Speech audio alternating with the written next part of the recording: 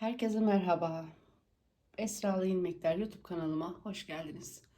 Bugün de sizlerle görmüş olduğunuz bu harika örneği çalışacağız. Şu şekilde göstereyim. Hazır taban üzerine çalıştım. Dilerseniz kendiniz de taban yapabilirsiniz. Ancak rahatlıkla her tabana uyum sağlayabilen bir örnek olduğu için rahatlıkla hazır taban kullanabilirsiniz. Bu şekilde süslemeyi tercih ettim. Ahşap bir sap kullandım. Ve bunu dikerek monte ettim. Bu çantayı kağıt iple ördüm.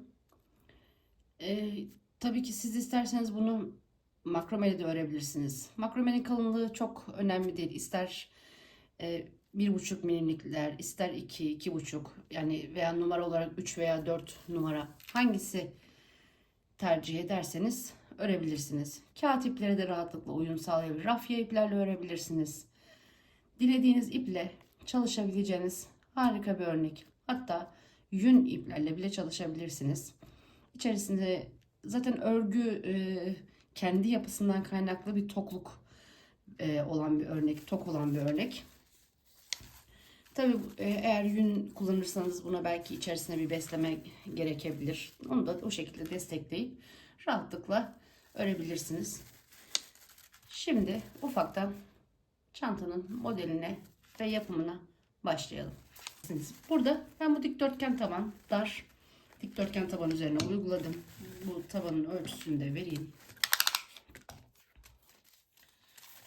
Tabanım şu şekilde 10'a 9,5 10 yok hatta 9'a 24 santimlik bir taban. Ben bu şekilde kağıt ip kullanacağım. Bunları ben hazır sarılı bu şekilde temin ettim. Ama tabii ki çile olarak alıp da kendinize istediğiniz gibi sarıp kullanabilirsiniz. Şimdi şöyle orta kısmından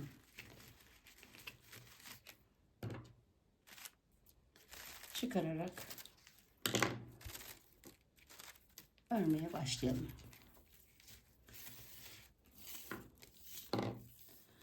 Hazır tabanlara uygulama yaparken ben genellikle hep kısa kenarın orta kısmından başlıyorum. Bu örnek zaten spiral olarak örülmeyecek ama örneğin modelinden kaynaklı olarak sürekli kaya kaya gidecek bir örnek. Yani burada başlayacağım örneği boyu ile yükseldiği zaman neredeyse şu orta kısımlara gelecek şekilde bitecek. O yüzden hani burada başlayıp da burada da bitebilir. Hani size tercihinize kalmış bir şey ama ön tarafının daha temiz bir görüntü elde edebilmesi için ben genellikle her türlü kenardan başlıyorum. Kenardan başlayıp yan tarafında kalmasını tercih ediyorum. Eğer gösterdiğim şekilde uygulama yaparsanız aslında örneğin başlangıç ve bitiş kısımları pek belli olmuyor. Ben şu şekilde göstereyim. Benim çantamın başlangıç yeri tam şu nokta. Buradan başladım ve örnek şu şekilde buradan böyle devam ede tam şu kısımda bitti. Örnek burada son buldu. Daha biraz daha yükseltirsem şuralara kadar falan gelecekti muhtemelen. Gördüğünüz gibi çok net bir şekilde başlangıç yeri gözükmüyor. Bu örme tekniğinden kaynaklı bir görüntü şekli. Bunu aynı şekilde uyguladığınız zaman sizin de bu şekilde belli belirsiz bir başlangıç yeriniz olacaktır. Buna da eminim. Haydi şimdi çantamızın tabanını kurarak başlayalım. İlk etapta tabanımda şu anda 3 milim yani 5 numara 3 milim bir tığla başlayacağım. Ama bir üst sıraya çıktığım zaman çünkü ipim biraz kalın, büyük ihtimalle 3,5 milime geçeceğim. Şimdi buradan başlangıcımızı yapalım. Başlangıcımı yaparken de ben bir zincir çekmiyorum. Herhangi bir şekilde bir bağlama veya düğüm atmıyorum. İpimi bu şekilde bırakıyorum. Şöyle uzun bir kısmı, şu kadar bir kısım benim için yeterli. Bunu tam bu şekilde tuttuktan sonra tığımı geçirdim ve ipimi içinden çekip bir tane zincirle burada bağlıyorum. Bu bağlama işlemi her örnekte olduğu gibi sayılmıyor. Bunu saymadan yanına bir tane daha yapıyorum ve bu ilmeği yaparken bu arkada bıraktığım o küçük ipi de bu şekilde örerek onu da arada kaybedeceğim. İsterseniz iki farklı tığla da yapabilirsiniz bunu. İnce tığla batıp yukarıda 3,5 veya işte kaç numara kullanmak istiyorsunuz o şekilde de yapabilirsiniz. Yani şöyle göstereyim. Kalın olan tığınızı ilmek farkı olmasın diye isterseniz eğer tığınızı burada tutup diğer tığınızla ipi çekip hizasına getirdikten sonra tamamlama işlemini bu tığla da yapabilirsiniz. Burada bırakıyorum. Battım, çektim. Hizasına geldikten sonra tığımı bitişimi yani kapanışımı diğer 3,5 numara tığla yaptım. Bu görüntü olarak çok düzgün bir görüntü sağlayacaktır. Tabii zorluğu açısından hani biraz oyalayıcı bir işlem olacak. Şimdi ben çok bu kısımları yaparken zorlanmadığım için hani elim biraz zorlanmıyor, denk düşüyor yani. O yüzden bu şekilde kullanmayı tercih etmiyorum. O yüzden ben normal batarak devam edeceğim tek tığla. Şimdi şu köşeye gelene kadar her birine ikişer tane şu anda yeterli olacak. Bunların nasıl yeterli gelip gelmeyeceğini, tabana kuracağınız ilmeklerin yeterli gelip gelmeyeceğini şu şekilde anlayabilirsiniz. Buradaki ilmek arasındaki boşluklar size her zaman yol gösterecektir. Bu ilmeklerin arasındaki boşluklar ne kadar gergin, ne kadar aralıklı boşluklu gözükürse içine battığınız ilmek yetersiz demektir. O yüzden 2 yetmezse 3 yapabilirsiniz. Veya bir tanesine 3, bir tanesine 2 de batabilirsiniz. Dediğim gibi ipinize, tığınıza, yani sizin örüş şeklinize göre mutlaka değişiklik gösterecektir. Şimdi ben buralara 2 benim için yeterli geliyor. Ben diğer tabanda da diğer çantayı kurarken de aynı şekilde yapmıştım. Tabanıma yeterli geliyor. Sadece şu köşelerde 4 köşede 5'er ilmek atacağım. Ki dönüşlerimi çok rahat yapabileyim diye. Yani 2 tane ilmeğim bu kenara denk gelmiş olacak. Bu birincisi. Bu ikincisi. Üçüncüsü tam şu köşeye gelecek.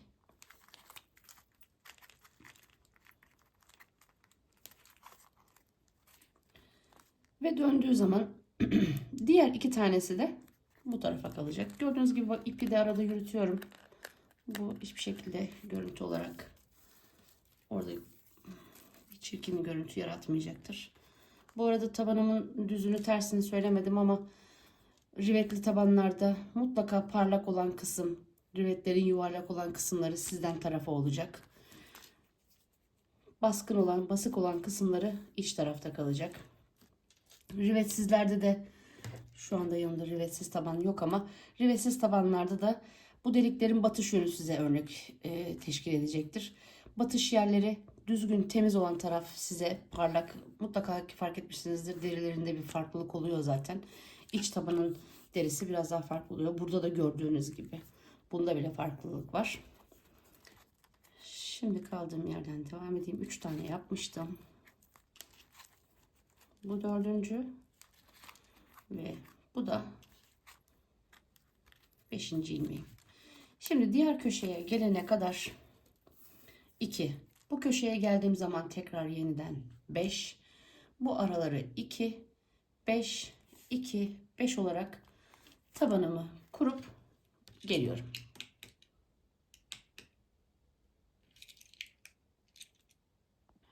Şimdi ben tabanımı kurmayı bitirdim. Son deliğe geldim.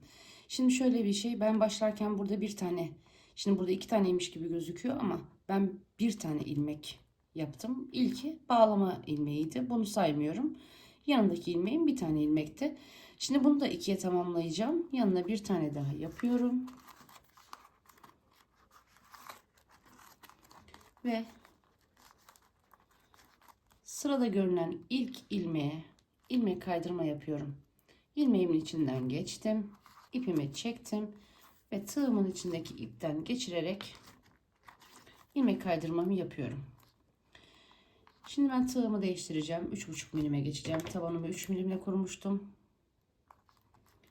Bir tane zincirle yukarıya çıktıktan sonra hemen dibindeki ilmeğe batarak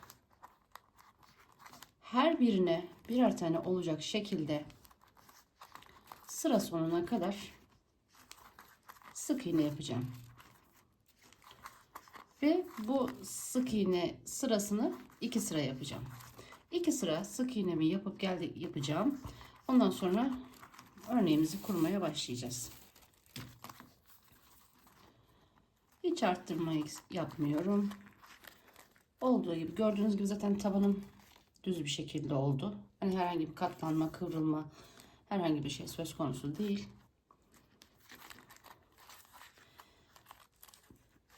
Diyelim ki tabanınızı kurdunuz. Ama bir üst sıraya geçtiğiniz zaman bu köşeler size kasıyor gibi gelebilir.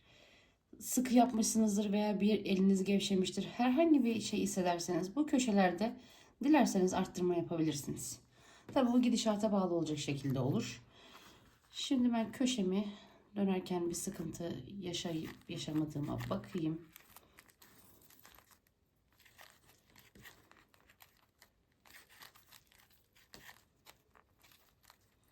Şu şekilde dışarıya çevirdiğim zaman herhangi bir kasma şu kısımda sanki biraz yapacak gibi. Ben bu köşede gene de ne olur olmaz bir tane en orta ilmeğe bir arttırma yapayım. Zaten demiştim alttaki tam köşelere 5 tane ilmek yapmıştık. Yani tam 3. ilmeğe çift battım. Ki biraz daha dönüşümü rahatlatsın. Şimdi gördüğünüz gibi biraz daha rahat döndü. Yukarı çıkışım daha güzel oldu. Şimdi her birine birer tane olarak tekrar devam ediyorum. Diğer köşeye geldiğimde gene en ortaya yani 3. ilmeğe 5 tane vardı köşelerimde. 3. ilmeğe çift batarım.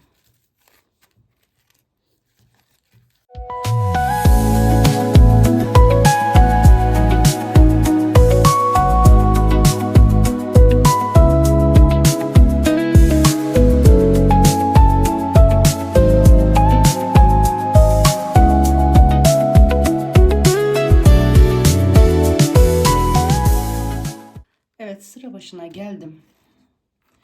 Şimdi artık modelimizi kurmaya başlıyoruz. 2 sıra düz sık iğnemizi ördük. Şimdi son sık iğnemi yapayım. Son sık iğnemi de yaptım. İlk gördüğünüz V olan kısma ilmek kaydırmayla örneğimi birleştirdim. Şimdi tekrar yine bir zincirle yukarıya çıkıyorum ve hemen ilk ilmeğe yani zincir çekip yukarı çıktığım ilmeğin dibine bir tane sık iğne yapıyorum. Şimdi hiç üzerine almadan ikinci ilmeğin en alt noktasına inerek oraya batıyorum. Yani tabana iniyorum. Oradan bir tane ilmek çıkartıyorum. Ve örgümün hizası boyunca yani bu 2 sıra sık iğnenin boyunca ipimi çekiyorum. Şimdi burada bir püf noktası var. Eğer ilmeğiniz şu şekilde şu anda benim çektiğim şekilde bu şekilde çapraz bir şekilde gelirse bunu düzeltmeniz gerekiyor. Bazen alışa göre değişiyor. Düz de çekebiliyorsunuz. Yamuk da olabiliyor. İlmeği tığdan çıkartıp şu şekilde düzleyip ilmeği o şekilde kapatıyorum. Şu ilk baştaki ilmeği biraz gevşek oldu. İlk sık iğnemi yaptım. İkinci sık iğnenin en alt noktasına iniyorum. Bir, ikinci yani tam taban noktasına.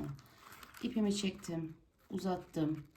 Tam şu 2 sıra ilmek boyunda ipimi çekiyorum. Tığıma ters geldiği için düzelttim bu şekilde ve sık iğne olarak birleştirmemi yaptım. Hemen yanındaki ilmeğe bir tane sık iğne yapıyorum. Ve gene aynı şekilde yanındaki ilmeğin en alt noktasına inerek oradan bir tane ilmek çıkartıyorum. Ve uzattım. Gördüğünüz gibi gene ters geldi. Bunu şu şekilde düzelttim. Ve sık iğne olarak bağladım. Burada dikkat etmeniz gereken tek şey, şimdi çantamız yukarı doğru bu şekilde kıvrılacağı için bu aşağıdan çektiğimiz ilmeklerin sıkı olup örneği kasmaması gerekiyor. Ne çok gevşek ne de çok sıkı olacak şekilde örüyoruz. Şimdi hemen yanındakine bir tane sık iğne ve onun yanındakine en aşağısına inerek tabandan bir tane ilmek çekiyorum. Ters geldi. İlmeğimi düzelttim ve sık iğnemi yaptım. Burada da bu alt nokta hani batarken olabilir bazen. Şimdi köşelerde özellikle bunu yaşayabilirsiniz. İlmek üstünü kapatabilir veya şu şekilde kalırsa bu alttaki ilmeğe de sanki batacakmışsınız gibi gözükebilir. Bunlara sadece dikkat etmeniz gerekiyor. Örneğinizi düz tuttuğunuz zaman, ipinizi çektikten sonra düz tuttuğunuz zaman zaten alttaki ilmeği kapatıyor. Hemen yanındaki ilmekten devam edersiniz. Bir tane sık iğnemi yaptım. Şimdi ben şu köşede bir arttırma yapmıştım. Oraya geldiği zaman gene göstereceğim. Belki siz yapmazsınız gene ona bu hizada devam eder ama arttırma yaptıysanız da göstereceğim. Birinciyi yaptım. İkincisinin hemen alt noktasını buluyorum.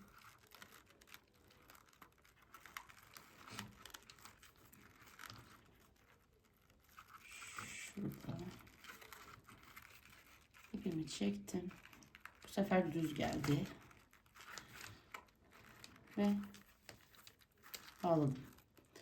Şimdi alttaki boş olan, yani bunu yaptığım örgü ilmek gözüküyor zaten. Hemen şimdi yanındakine bir tane sık iğne yapıyorum. Şimdi burada çift yaptığım için ortak bir alt nokta var. Yani bunun alt noktasıyla bunun alt noktası birbirinin aynısına denk gelecek. Şu alt kısma denk gelecek. O yüzden yani şuraya denk geliyor. Şu ilmeği kaydırdığım zaman, buna baktığım zaman bunun, evet, buraya denk geliyor. Buraya batıyorum. Çektim. İpim ters geldi. Onu düzelttim. Sık iğne olarak kapattım. Ördüğüm ilmek burada. Hemen yanındakine bir tane sık iğne yaptım. Yani batacağınız noktalar ortak olduğu için bu kafanızı karıştırmasın. Yani şu anda diğerinin ilmeğin uzantısı mecburen hemen yanındakine denk gelecek. Normalde sıra başından başladığınız zaman hiç arttırma yapmadıysanız eğer alt noktalar, mesela diyelim ilk sık iğneyi yaptınız, bir alta battınız, bir boş, bir dolu, bir boş, bir dolu, bir boş, bir dolu olacak şekilde devam eder burası. Ama şimdi ben köşede arttırma yaptığım için bu ikisi, iki uzantı yan yana gelecek. Buralarda sadece kafanız karışmasın. Gördüğünüz gibi bu ve şu anda yapacağım ilmek hepsi yan yana denk geldi köşelerde. Kısa olan yani sık iğnemi yaptım. Şimdi uzun olanı yapacağım. Gördüğünüz gibi aşağısının hizası buraya denk geliyor. Normalde eğer arttırmamış olsaydım bu boşu atlayıp bu tarafa batmam gerekiyordu. Battım, çektim. Yine ters geldi. Düzelttim. Ve bağladım. Hemen yanındakine sık iğne. Ve diğer yanındakinin en altı burada. Alttan ipimi çektim. Düzelttim. Ve bağladım. Mutlaka eğer kağıt iple çalışacaksanız, fark etmez makrome iple de çalışırken de 50 tüsü mutlaka yapın. Bir düzeltme, yukarıya döndürün, boyutunu görün. Şu uzun çektiğimiz ilmekler örgüyü kasmasın. Mutlaka bir düzenleme yaparak bu şekilde devam edeceğiz. Şimdi sıra sonuna kadar bu sıramız böyle devam edecek. Örneğin ilk başta kurulumu biraz kafa karıştırıcı ama daha sonrasında sadece sıra başlarında biraz sıkıntı yaşayabilirsiniz. O da göstereceğim şekilde yaparsanız eğer Onu da yaşamayacaksınız inşallah. Şimdi tekrar bir tane sık iğne ve alttan çekip düzelttim. Aldım. Şimdi sıra sonuna kadar bir sık iğne, bir uzun sık iğne olacak şekilde devam ediyorum.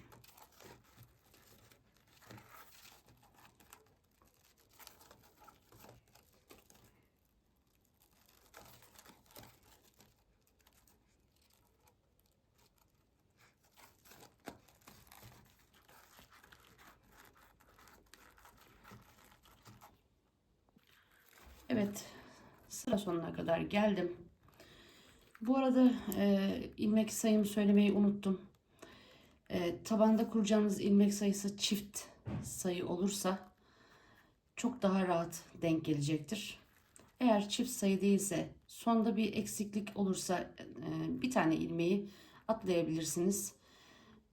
Ya da aynı yere çiftle batarak hizaya getirebilirsiniz. Ama alttan iki sırayı da düz yapacağınız için bu örneği kurarken baktınız denk gelmedi. Bir tane ilmeği burada yutabilirsiniz, yiyebilirsiniz yani. Şimdi son artık kısa sık iğnemi yaptım. Şimdi uzununu da yapacağım. Gördüğünüz gibi son ilmek burada. Uzununu da battım. Çektim, düzelttim. Ve sıra başına geldim. İlk ilmeği ilmek kaydırmayla sıra başındaki ilk ilmeği ilmek kaydırmayla birleştirdim. Şu aradaki boşluk sizi yanıltmasın. Bu ilk kitapta etkili olmayacak. Bir üst sıraya çıktığımız zaman artık örneği iki aşamalı kuracağız. Şimdi burada bu üçüncü aşamaydı. Tabanımızı kurduk. 2 sıra sık iğnemizi ördük. Bir sıra bir uzun bir kısa sık iğneler yaptık. Şimdi bir tane zincir çekiyorum. Burada ben sık iğne yapmadan direkt bu şekilde başlayacağım.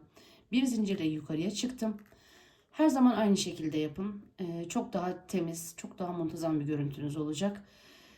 İlk ilmeğimi bu yaptığım uzun ilmeklerden bir burada ilmeğim var, bir burada ilmeğim var. Şimdi sıra başında.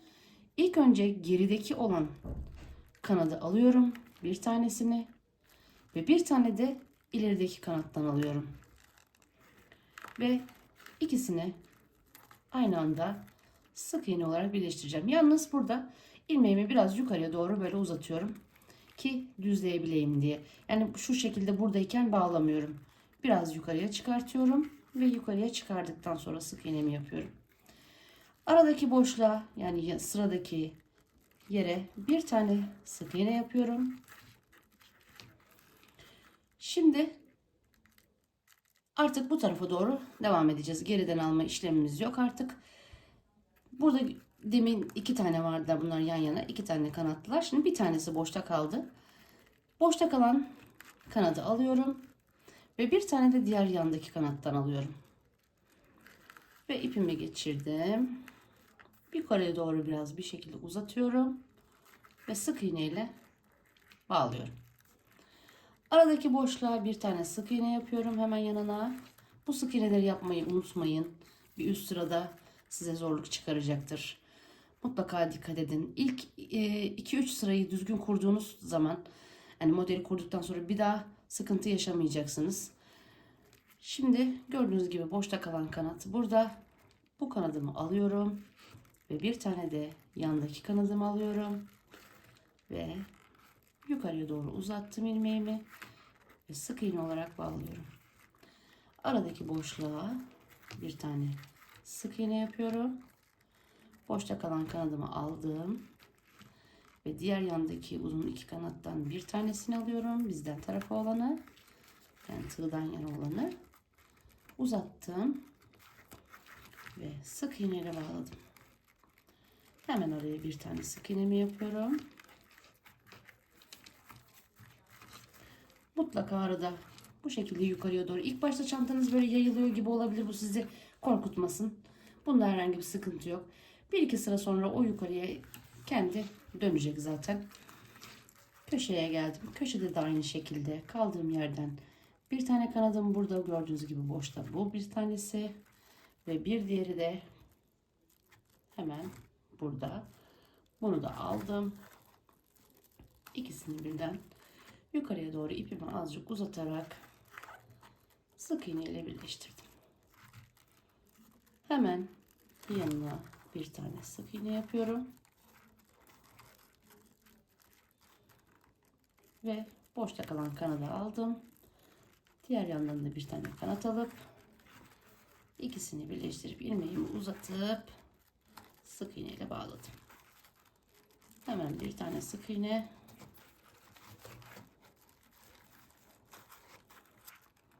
Burada tek kalan kanadımı aldım ve bir tane de yan taraftan aldım. Birleştirdim. Sık iğne ile bağladım. Ve araya bir tane sık iğne. Şimdi sıra başına gelene kadar aynı işlemi devam ettireceğim. Araya bir tane sık iğnemi yapacağım. Şu iki kanadı toplayacağım. Araya bir tane sık iğne yapacağım. Sonra diğer iki kanadı toplayacağım. Ve bu şekilde sıra başına kadar geliyorum. Evet, sıra sonuna geldim. Son bağlamamı da yapıyorum.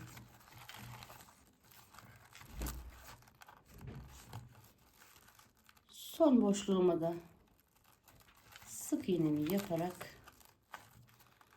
ilmek kaydırmayla şu ilk bağlama yaptığımız tepeye ilmek kaydırmayla birleştiriyorum. Şimdi artık bundan sonra örneğimizi bir önden bir iç tarafından olmak üzere iki taraftan öreceğiz. Şimdi bir tane zincir çekiyorum ve örgümü ters çeviriyorum. İlk zamanlar isterseniz bu şekilde dışa doğru kıvırıp sanki önü burasıymış gibi de örebilirsiniz. Hangisi kolayınıza gelirse, içten örebiliyorsanız içten de örebilirsiniz. İlk baştaki birkaç sırada ben bu şekilde çevirerek yapıyorum. Şimdi ilk örneğimizi yaparken, arka taraftaki örneğimizi kurmaya başlarken bir tane zincir çektim. Zincirin hemen dibine değil, bir ileriye batarak bir tane sık iğne yapıyorum. Şimdi artık bu ilk sırada yaptığımız direkleri yapacağız. Arka taraftan direkleri yapacağız. Ön taraftan da bağlama kısımlarını yapacağız. Bir tane zincirimi çektim, yukarıya çıktım. Dibine değil, bir ileriye battım. Ve şimdi uzun direkleri şu ilmek aralarına yapacağız. Tam şu orta kısımlarına. Geldiği hizada şu ara kısımda şu direklerin orta kısmına gelecek şekilde şurada düz tek bir çizgi var. Ya da şu üstten bağladığınız yerin bir sık iğne altı gibi de düşünebilirsiniz. İlk başlarda, ilk sırada bu sizi zorlayacaktır. Diğer sıralara geçtiğiniz zaman artık batacağınız yer net bir şekilde belli. Yeter ki örneğimiz kurulsun. Şimdi batacağım nokta tam şu orta. Yani uzun çizgilerin, şu uzun direklerin tam orta kısmına gelecek yere batıyorum. Buradan ilmeğimi battığım zaman ön taraftan bu ilk topladıklarım bu ilmeklerin arasından çıkmak zorunda. Şu ilmeklerin arasından çıkmak zorunda tığıma battığım zaman. Bu ilk sırayı kurarken buna çok dikkat edeceğiz. Battığımızda mutlaka arka taraftan bu birleştirme yaptığımız V'lerin tam ortasından çıkması gerekiyor. Eğer çıkmıyorsa, mesela ben ilk battığımda buradan çıktı. Hemen tığımı kaydırıp ilmeği ortaya alıyorum. Ve oradan ipimi takıyorum. Ve çektim. Yine aynı şekilde şu uzunluğunu ayarlıyorsunuz. Kasma yapmayacak şekilde. İlmeğin uzunluğu. Burada artık tığımızın üzerine gelen ipin yamuk olmasının bir önemi yok. Burada düzeltme yapmayacağız artık. O ilk sıraya mahsus bir şeydi. Düzeltme yapmıyorum. Hemen sık iğne ile bağladım. Hemen yanındaki ilmeğe bir tane sık iğne yapıyorum. Ve aradaki boşluk. İlk battığınız yeri belirledikten sonra zaten ikinci batacağınız yerler artık net bir şekilde belli. Şu orta kısımlar. Yani birleştirme yaptığımız, aradaki yaptığımız sık iğnenin tam alt noktasına geliyor. Şurada düz bir çizgi halinde gözüküyor. Şu düz çizgilerin olduğu boşluğa batacağız. Buraya battım. Ön taraftan kontrol ediyorum. Bu sefer bakın ilmeğim çıktı. Tığım tam orta kısmına çıktı. İpimi buradan çektim. Uzatıyorum. Dediğim gibi düzeltme yapmıyorum. Ve bağladım. Sadece benim için önemli olan burayı kasmayacak şekilde bunun sıkı olmaması. Uzun çektiğimiz ilmeklerin kısa kalıp da burasını germemesi.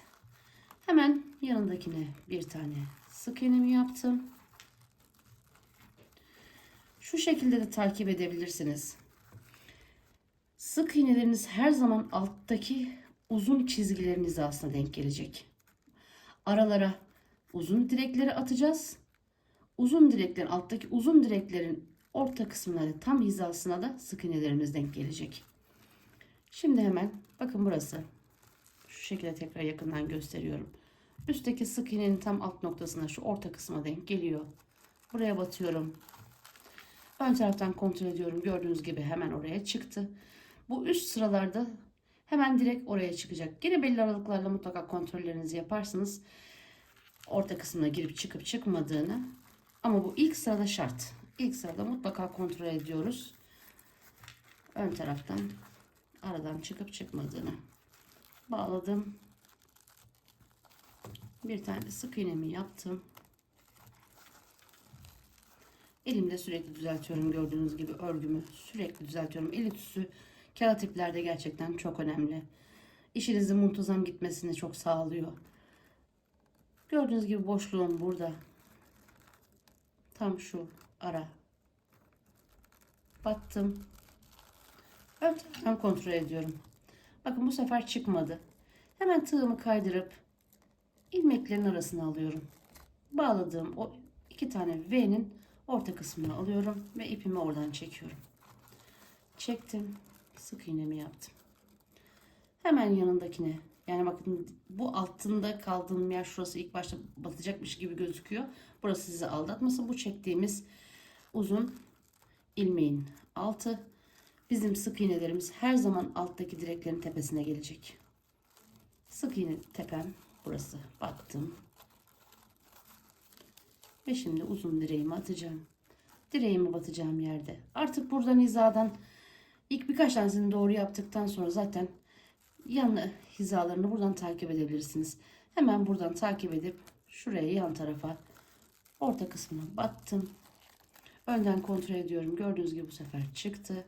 Aradan ipimi çektim ve uzatarak yukarıda bağlıyorum. Hemen bir tane sık iğnemi yapıyorum. Ve burası battım. Ön taraftan kontrol ediyorum çıktığını. İpimi çektim. Uzatarak bağlıyorum. Sık iğnemi yaptım. Batacağım nokta burası, battım. Ön taraftan kontrolümü de yaptım. İpimi çektim. Ve bağladım. Bir tane sık iğne. Bir tane direk. Şimdi sıra sonuna kadar bu şekilde devam edeceğiz. Bundan sonraki işlemimiz hep böyle olacak. Örgünün arka tarafından direklerimizi yapacağız. Ön tarafına geçtiğimiz zaman da bu direkleri V'leri birleştirerek toplamalarımızı yapacağız. Şimdi sıra sonuna kadar şuraya gelene kadar, sıra başına gelene kadar yapalım. Sadece burada bir püf noktası daha var. Bu önemli. Burasını bağladıktan sonra bir daha istediğimiz uzunluğa gelene kadar örgümüzü örmeye devam edeceğiz. Evet, tekrar sıra başıma kadar geldim. Şimdi son iki tane kaldı. Onu yapacağız. Sık iğnemi yaptım. Uzun olan ilmeğimi de yapıyorum. Ön taraftan çıkışımı kontrol ettim.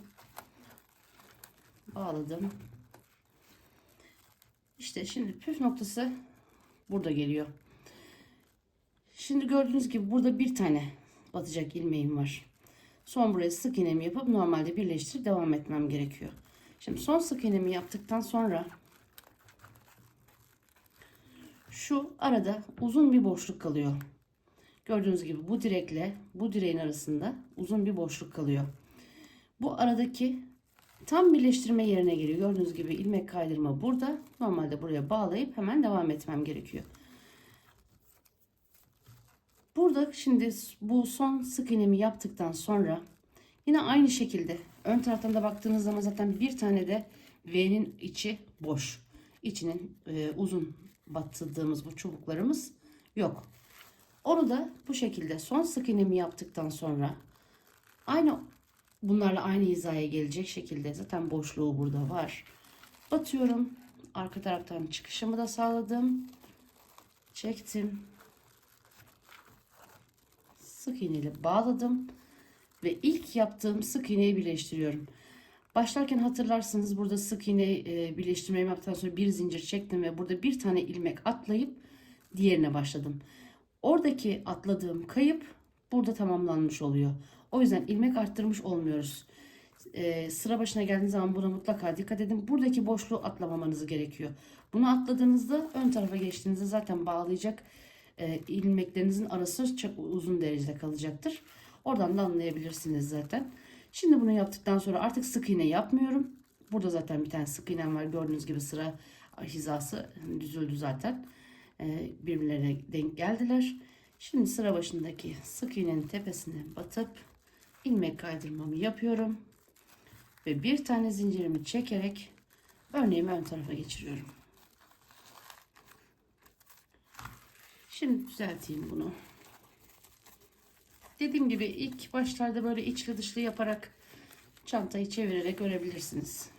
Biraz ilerledikten sonra bu mümkün olmayacak zaten. Bir zincirimi çekip geri döndükten sonra hiçbir şekilde sık iğne yapmadan hemen direkt tığımı en son yaptığım gerideki hizanın, yani önden değil, arkadaki, ilk arkadaki V'nin tekine takıyorum. Benden tarafı olan kanadına taktım. Ve öndeki bir tane kanadı da alıyorum. Ve uzatarak sık iğneyle bağlamamı yapıyorum. Burayı bir kere daha göstereyim. Geriye alayım. Bir zincir çektim. Geriye döndüm. Öne aldım örgümü. Geride kalan V'nin ilmeğe olan yakın olan kanadıyla diğer taraftaki ilmeğin bu taraftaki, sol taraftaki ve sağ taraftaki olarak diye düşünürsek, ilk önce sağ taraftakini, sonra sol taraftaki birer tane kanatları alarak ilmeğimi çektim. Biraz yukarıya doğru uzatıyorum ve bir tane sık iğne ile bağladım. Araya bir tane sık iğnemi yapıyorum. İlk altta yaptığımız toplamaları yaparken yaptığımız gibi. Şimdi boşta kalan bu kanadı alıyorum ve diğer V'nin kanadını alarak bundan sonra ilmeklerimi burada toplayarak devam ediyorum. Araya bir tane sık iğnemi yaptım. Kanatlarımı topladım ve araya bir tane sık iğnemi yaptım. Artık işlemlerimiz bundan ibaret. Artık örneğimizi kurduk, modelimizi kurduk. Bundan sonra dışarıdan, yani örgünün ön tarafından toplama işlemlerimizi yapacağız. V'lerimizin kanatlarını toplayacağız. Arka taraftan da uzun direklerimizi kuracağız.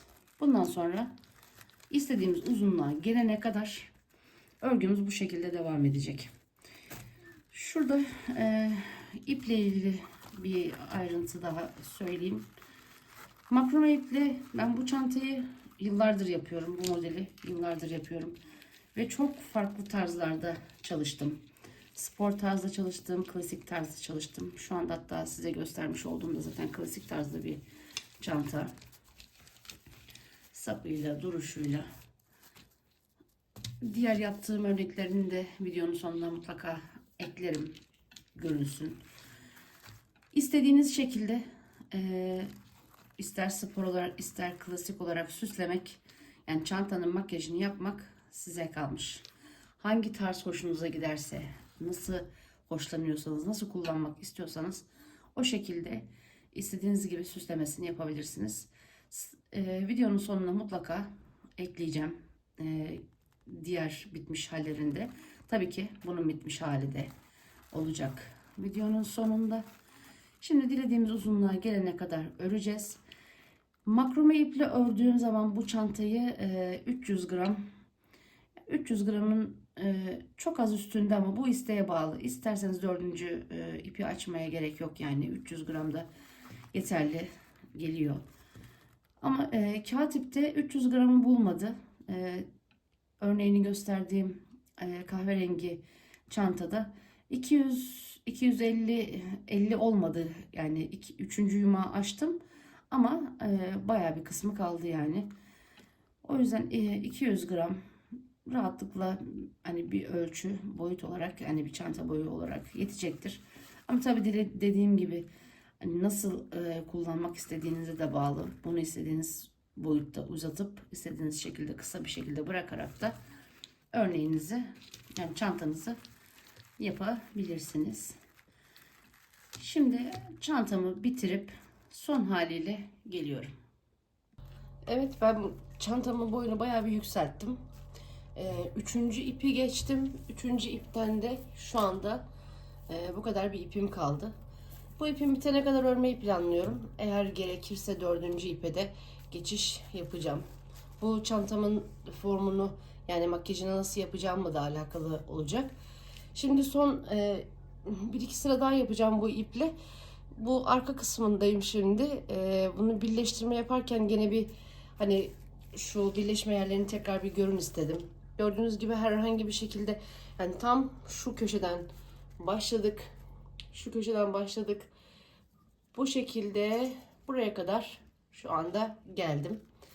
Yüksekliği şu an yapacağım modele daha karar vermediğim için, dediğim gibi tam kesinleştirmedim, ama bu ip bittikten sonra tekrar bir düşüneceğim tekrar boyun nasıl olduğunu. Şimdi buradan iç kısmındayım. Belli bir yere kadar içini dışını çevirerek ördüm. Ama artık iç dış çevirme biraz zor olduğu için normal oluşunda örüyorum. Şu anda buradayım. Yine şu arka taraftan birleştirmeyi tekrar bir beraber arkadan bitişini ve önden birleştirmelerimizi tekrar yeniden bir yapalım istedim. Şu anda sık iğnemi yaptım. Dediğim gibi sıradaki sık iğne, yani bir alt sıradaki sık iğnenin tam alt hizasına gelecek şekilde batıyorum. Ve gördüğünüz gibi zaten bu ön kısımdan çıkışını yapıyor. Hemen buradan ipimi çektim. Bu şekilde aldım ve bağladım. Hemen yanındakine bir tane sık iğne yapıyorum. Ve gördüğünüz gibi şurada tam sık iğne şurada. Şu sık iğnenin altına batıyorum. Arkadan da kontrol ettim. Orta yere çıktı. Çektim. Ve kapattım. Şimdi aslında şu anda sıra sonuna gelmiş bulunmaktayım. Ama ön tarafa çevirdiğim zaman şuradaki boşluk yok. İçerisine mutlaka bunu da batmam gerekiyor. O yüzden hemen bir tane daha sık iğnemi yapıyorum. Bunu yaptım. Sıradaki yere sık iğnemi yaptım. Ve batmam gereken yer tam şurası. Şu sık iğnenin altına battığım zaman gördüğünüz gibi ön taraftan yine tam orta kısmından çıktı. Bu çıkışımı da yaptım. Ve bağladım. Sıra başındayım. Sıra başında gördüğünüz gibi sık iğne var. Hemen ilk sık iğnenin tepesine ilmek kaydırmayla birleştiriyorum. Ve bir tane zincirimi çektim. Ve örneğimi, çantamı öne çevirdim. Şimdi artık ön taraftan kanatlarını toplama kısmındayız. Hemen tığım burada, ipim tığımda. Hemen bir arka hizadaki V kısmın ilk kanadını alıyorum. Hemen tığımı arkaya doğru çevirdim. İlk bu kanadı aldım. Ondan sonra sıradakinin kanadını alıyorum. Birazcık yukarıya doğru uzattım. Ve sık iğnemi bitirdim. Aradaki boşluğa bir tane sık iğnemi yaptım. Şimdi artık diğer boşta kalan kanadı ve sıradaki kanadı alarak örneğimi kurmuş oldum. Ve kaldığım yerden tekrar yeniden devam ediyorum.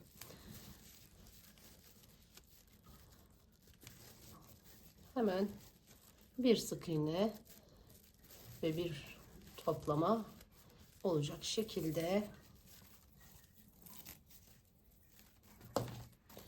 Çok az bir ipim kaldı. Bu toplama kısmını yapar. Arka kısmını da belki yapabilir.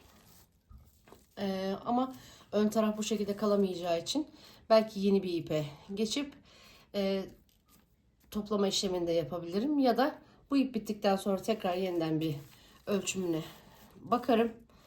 Dediğim gibi nasıl makyaj yapacağım, daha süslemesine karar vermediğim için şu anda bu. İki tane alternatifimiz var. Bunu bitirdikten sonra da yine ortak bir kararla onu da yapacağız.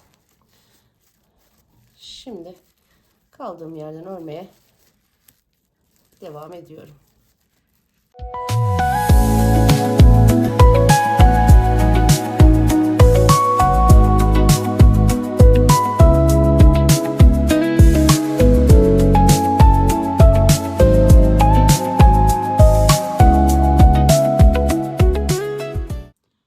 Evet, sonuna kadar geldim. Şu kadar ipim kaldı. Ve dördüncü ipi açmayı düşünmüyorum. Açmayacağım yani. O yüzden bununla da bu şekilde bitirip son birleştirmeyi yaptım. Araya sık iğnemi de ve sıradaki ilmeğe ilmek kaydırma yaparak şu şekilde çekeceğim direkt. Ve ilk yandaki ilmekten içeriye çekeceğim. Ve bunu iç tarafında saklayacağım. Şimdi Sütlaç'cığım, canım benim, şunları alabilir miyiz bebeğim? Kalk annem, azıcık. Dur, ver bakayım. Bunu da alalım. Şunu da alayım kızım. Şimdi aslında bu çantayı ben şu şekilde kapaklı yapmayı çok istiyordum. Ancak rengi şu anda, yani üzerine koyduğum zaman şu şekilde göstereyim. Bunu bu şekilde buralara monteleyip kapak, hem çıt bir kapağı olacaktı ön tarafında. Ama hem ipim yetersiz, boyu yetersiz kaldı ve renk olarak uyumunu açıkçası sevmedim. Çok ikisi tona ton oldu gibi geldi.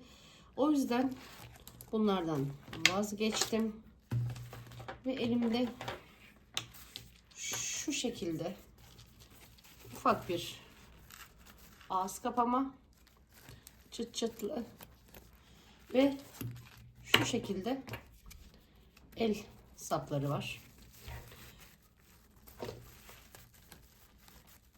Bu şekilde yapmaya karar verdim. Şimdi dördüncü ipi açmayacağım. Sıra için dedim ama dikmek için lazım olacak. Şimdi ben hemen ipimi alıp geleyim. Şimdi ipimi ve iğnemi hazırladım. İlk önce çantamızın yan kenarlarını ortalı bir şekilde bulalım. O yüzden çantamı yan yatırıyorum. Taban kısmını ortalayacak şekilde şu şekilde bastırıyorum.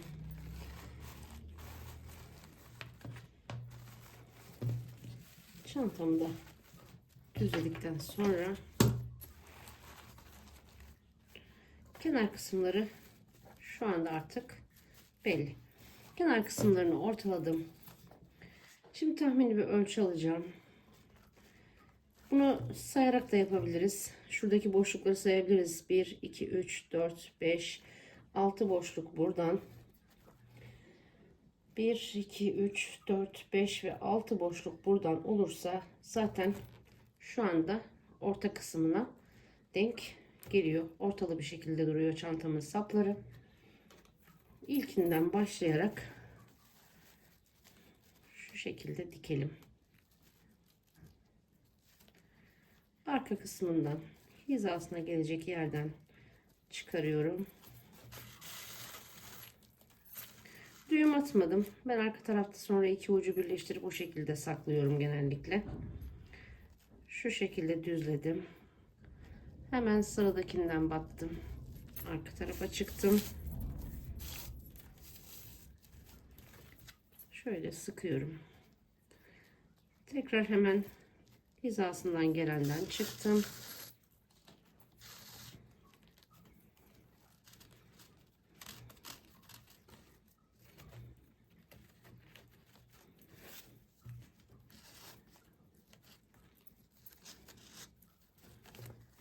Arkadaki ipi de kaçırmadan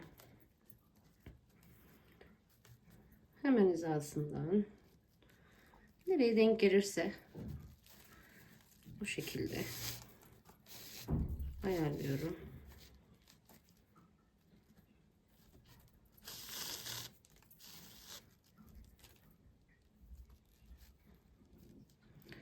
Burada önemli olan şu ovalliğin sapın ovalliğinin kaymaması. Ona dikkat ederek dikimimizi rahat bir şekilde yapabiliriz.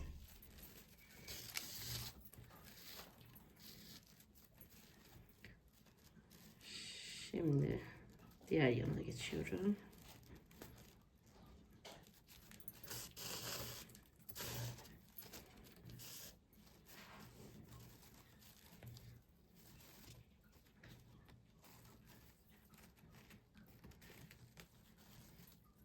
Biraz elimi düzelttim.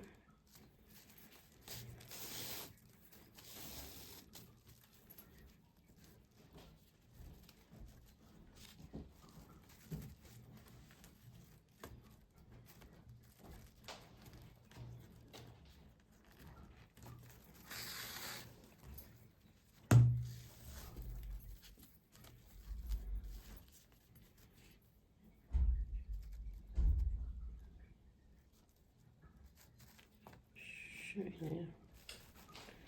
Son iki yerimiz kaldı.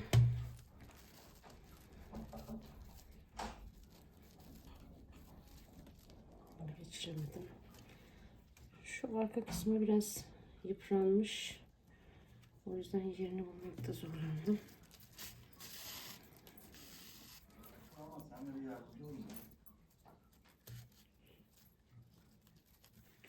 Şimdi son yerim kaldı.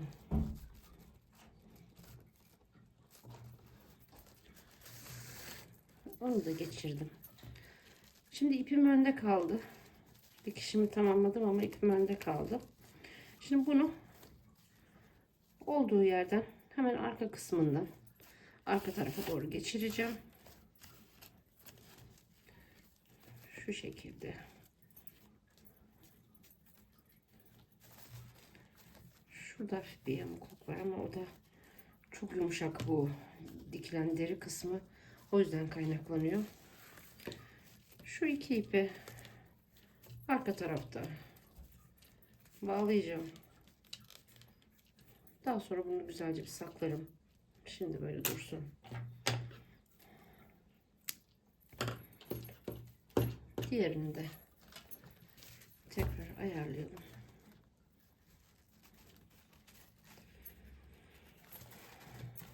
Orta kısmından 1, 2, 3, 4, 5 ve 6 boşluk atladım. Hemen arka taraftan girişimi yapıyorum.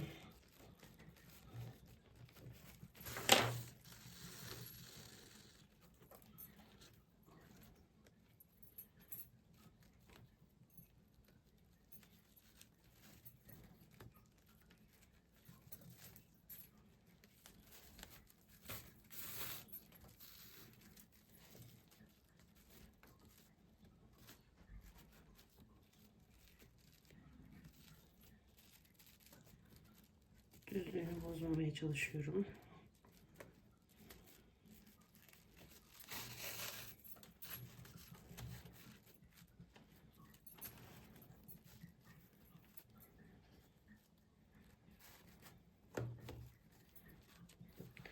Şuradan dikerken de şuradaki hizayla eşit olmasına özen gösterelim ki görüntü olarak bir bozukluk olmasın. Aynı yerlere denk gelsin.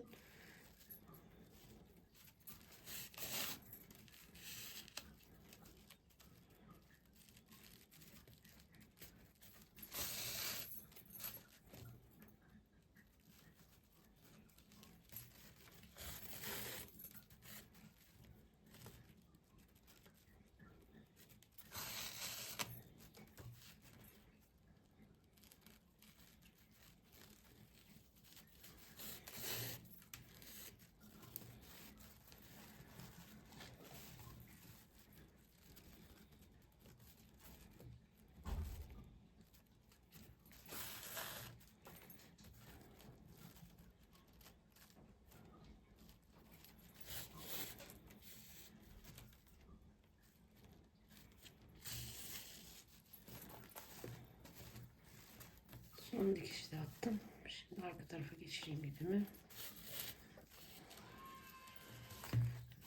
Şu şekilde. Gördüğünüz gibi oldu. Bunu da aynı şekilde arka taraflarından bir bağlayayım.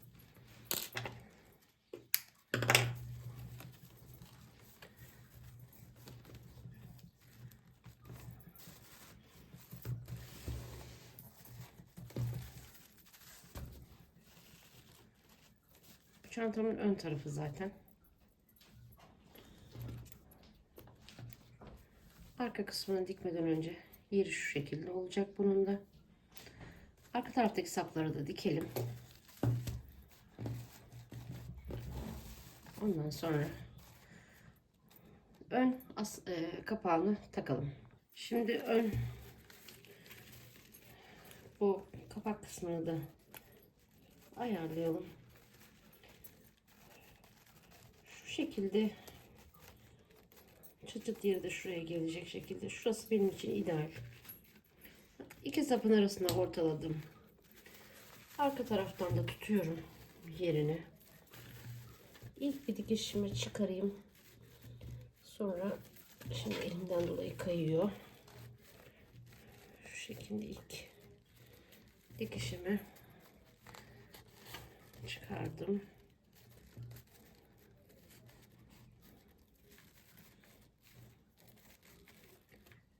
Şu şekilde çarpılar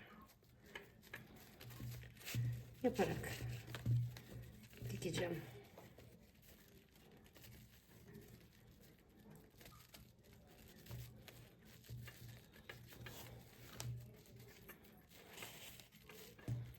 Şu düzlüğü korumaya dikkat ediyorum.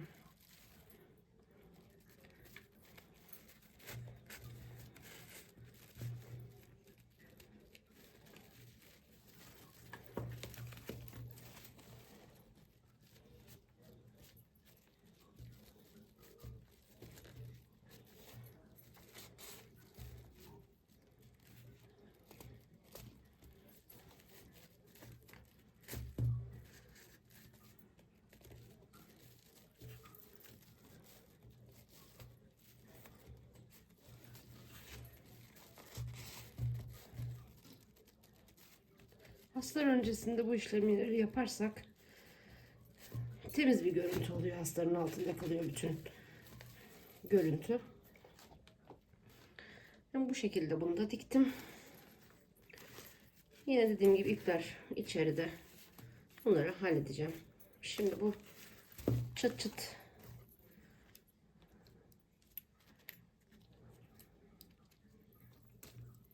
onun da yerini belirleyelim.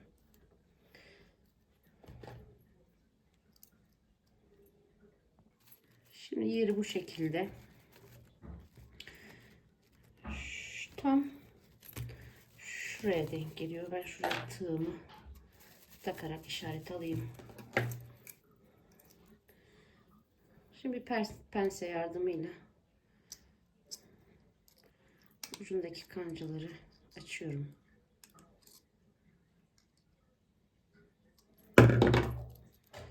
Bu arka kısmını çıkardım aparatın kilidini. Şimdi tığımın olduğu yere şu şekilde bastırarak arka tarafa geçmesini sağlayacağım. Örgü biraz kalın olduğu için eğer olmazsa başka bir yöntem deneyeceğiz. Eğer arkaya geçiremezsem. Evet, biraz kalın olduğu için geçmedi. Şimdi şöyle bir yöntem yapacağız. Bir miktar ip kesiyorum. Ve bunu şu şekilde ortadan ikiye katladım. Yani iki kat yaptım. Mıknatısımın aparatını çıkarmıştım zaten. Şu şekilde orta kısmına ipi taktım. Üstüne de arka kilidini takıyorum. Ve bu arkadaki kilitleri kapatıyorum.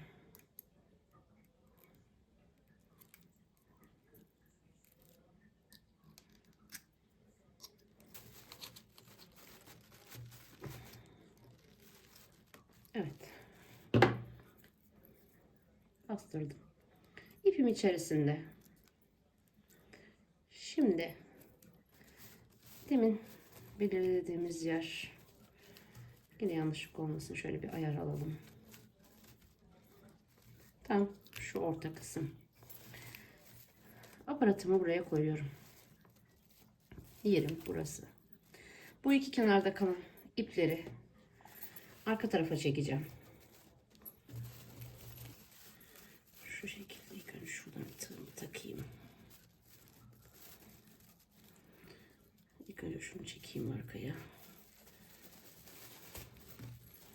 Onu çektim. Hemen hizasından yan taraftan da diğer ipi de çekiyorum.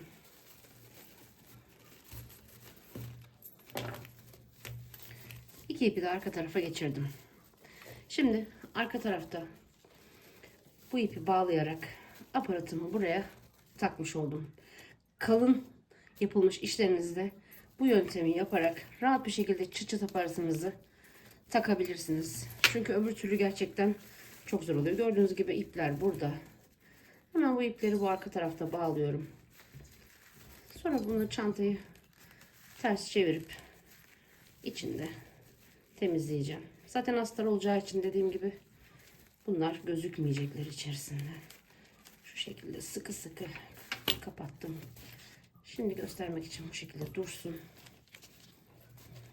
Ve gördüğünüz gibi taktım. Evet. Şu anda son haliyle güzel oldu.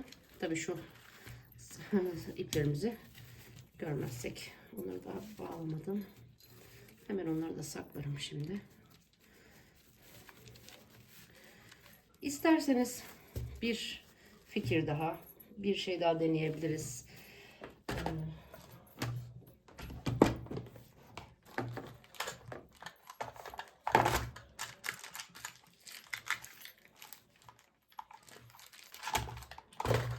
Şu şekilde halterler satılıyor. Şu biraz daha küçük, hoş. Bu biraz daha görüntü olarak daha geniş. Eğer çantanın ağız kısmı size biraz açık geldiyse, geniş geldiyse, bu şekilde duruşu. Şu şekilde çantam zaten şu anda ortalı haliyle ayakta. Şu sapların olduğu yerden şu şekilde içeriye doğru büküp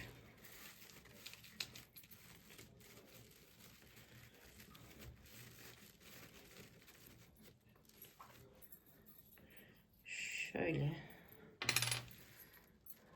halterimi hepsinden geçecek şekilde karşılıklı geçirerek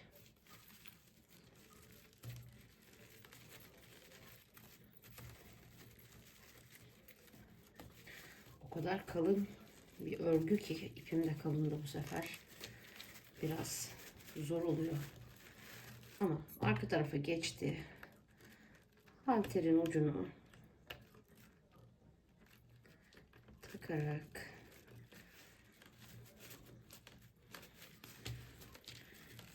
şöyle sıkıştırayım, iyice çıtmasın.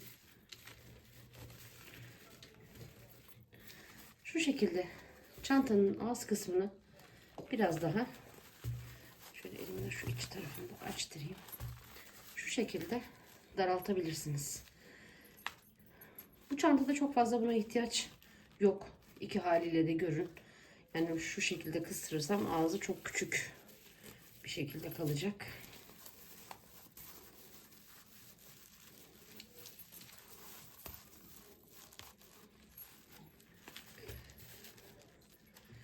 Ama görüntü olarak güzel. Tam toparlanmış şekilde, ufak. Dediğim gibi isterseniz böyle bu küçük sanki biraz daha fazla yakışacak. Yani çantanın aparatlarına uygun olarak bu pek uygun değil. Bu daha uygun olacak.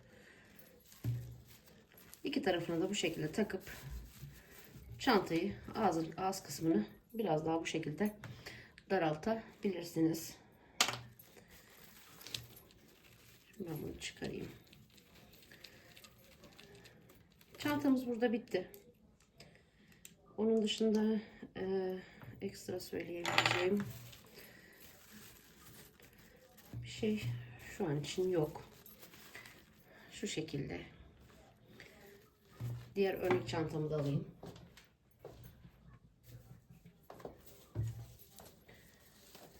Diğer çantam da burada. Şu şekilde. Bunu ben astarsız bir şekilde kullanmayı istiyorum. Bu haliyle. İkisi de şu şekilde oldu. Beni izlediğiniz için teşekkür ederim. Eğer sizler de benimle birlikte bu çantayı ördüyseniz kanalıma ücretsiz bir şekilde abone olup diğer projelerimden de ücretsiz bir şekilde faydalanabilirsiniz. Eğer videomu beğendiyseniz bir beğeni ve yorum yaparak kanalıma destek olursanız sevinirim. Onun dışında sormak istediğiniz herhangi bir soru olursa mutlaka yorumlara yazarsanız dönüş sağlarım.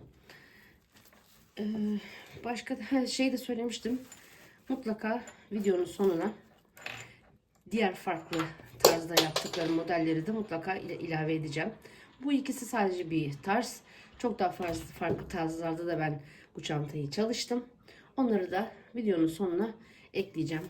Hangisi içinize yatarsa, hangisini beğenirseniz o şekilde şekillendirirsiniz. Makyajını yaparsınız çantanızın. Tekrar teşekkür ediyorum. Bir başka videoda görüşmek üzere. Kendinize iyi bakın.